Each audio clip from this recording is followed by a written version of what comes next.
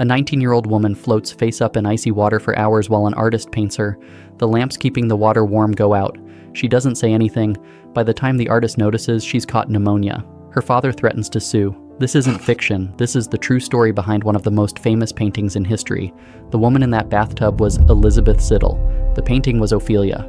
And the story connects a Shakespearean tragedy written in 1599 to modern music videos, feminist movements, and Taylor Swift's latest album. But who was Ophelia? Why did artists become obsessed with her death scene? And how did a character with barely any stage time become one of the most influential figures in Western art? Let's start where it all began, with Shakespeare. When Shakespeare wrote Hamlet around 1600, he created only 2 female characters for the entire play.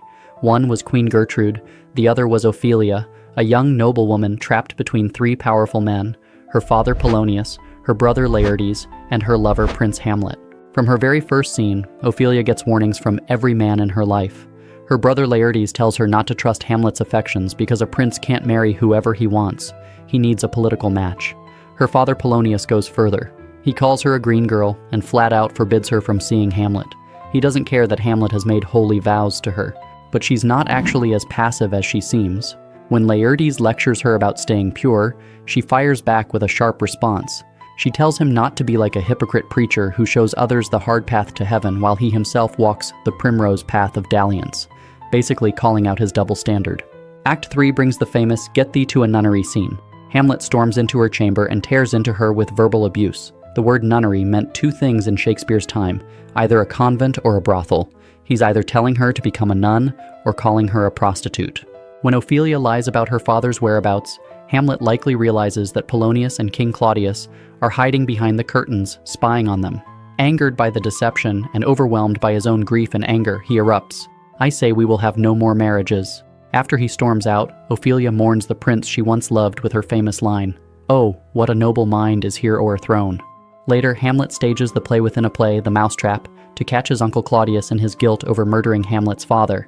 During the performance, Hamlet sits with Ophelia and makes sexually crude jokes at her expense. Shortly afterward, in a confrontation with his mother in her chamber, Hamlet accidentally kills Polonius, stabbing him through a curtain while thinking he is Claudius. Polonius was Ophelia's father. That's when Ophelia shatters. Act 4, Scene 5, is when we see Ophelia completely transformed. She enters with her hair loose and wild, wearing white, covered in flowers.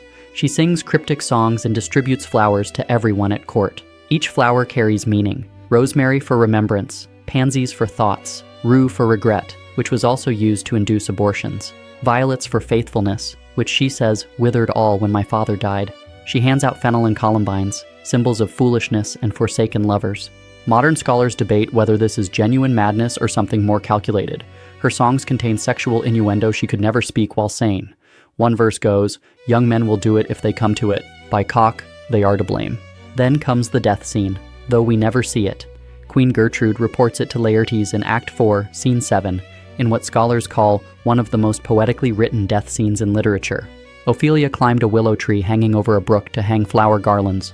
A branch broke. She fell into the water. Her clothes spread wide around her, keeping her afloat like a mermaid while she sang. Then her garments grew heavy with water and pulled her down to muddy death. But here's the question Shakespeare never answers. Was it suicide or an accident? Gertrude says Ophelia was incapable of her own distress, meaning she didn't understand her own danger. But later, gravediggers insist she killed herself. At her funeral, the priest refuses full Christian burial rites because of suicide suspicions. Her brother Laertes jumps into her grave, devastated. Hamlet shows up and claims he loved her more than 40,000 brothers could. Shakespeare gave Ophelia arguably one of the most beautiful death scenes in English literature, but it took a 23-year-old artist named John Everett Millais to make it unforgettable. In 1851, Millais was part of the Pre-Raphaelite Brotherhood, a radical group of young artists who rejected the polished, idealized style taught at art schools. They wanted truth to nature. That meant painting outside, directly from real landscapes with scientific accuracy. So when Millais decided to paint Ophelia's death, he didn't sketch it in a comfortable studio. He found a spot along the Hogsmill River in Surrey, built a tiny shelter from straw and sticks, and painted there for 5 months. His letters describe the torture. He sat under an umbrella for 11 hours a day, 6 days a week. Flies swarmed him. 2 swans kept swimming into his exact painting spot. A farmer threatened to drag him to court for trespassing and destroying hay. He wrote to a friend, "Certainly the painting of a picture under such circumstances would be a greater punishment to a murderer than hanging." But that suffering shows in the painting. Every flower, every leaf, every ripple in the water was painted from direct observation. The level of botanical detail is so precise that Millais' own son later said the painting could be used as a teaching tool for plant identification. Poppies, roses, daisies, forget-me-nots, violets, pansies, each one rendered with scientific accuracy, each one carrying symbolic weight from Shakespeare's text and Victorian flower language. The painting shows no sky. Ophelia is enclosed by dense vegetation on all sides, creating an intimate, claustrophobic space. Only a tiny reflection of the sky appears in the bottom left corner of the water. She floats horizontally, her head tilted back, mouth slightly open, hands palm up in surrender. Her silver-embroidered dress, which Millais bought from a second-hand shop for £4, spreads around her like metal petals. The landscape took 5 months. Then came the figure. Elizabeth Siddal was 19 years old, working in a millinery shop when artist Walter Deverell spotted her. She had the look pre-Raphaelite artists obsessed over. Pale skin, delicate features, and red hair. Everything polite Victorian society said was ugly. The pre-Raphaelites thought she was perfect.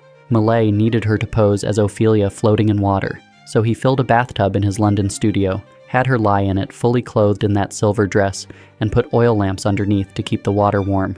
During one session in the dead of winter, Millais became so absorbed in painting that he didn't notice the lamps had gone out. Siddal lay in freezing water but said nothing. She didn't want to break his concentration. When he finally realized, she was shaking uncontrollably. She developed a severe cold, possibly pneumonia. Her father was furious and threatened legal action. Millais paid £50 in medical bills, more than a year's wages for a working-class family at the time. The painting was finished in 1852.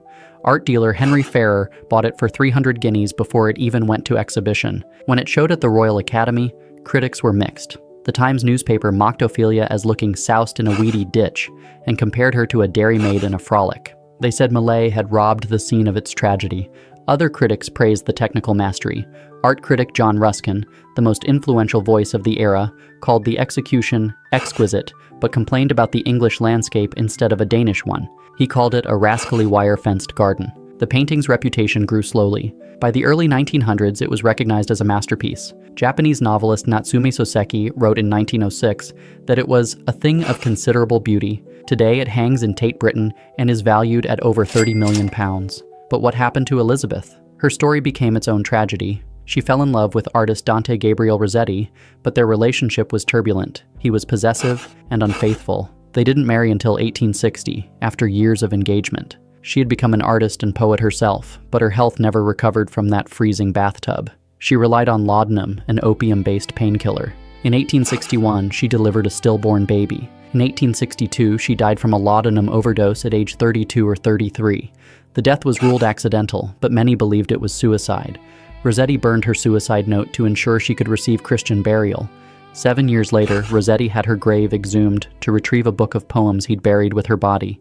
Millais' painting became the template. When filmmakers adapted Hamlet, they recreated that image. Laurence Olivier's 1948 film directly referenced it. Helena Bonham Carter's 1990 version echoed it. Kate Winslet in 1996, Julia Stiles in 2000.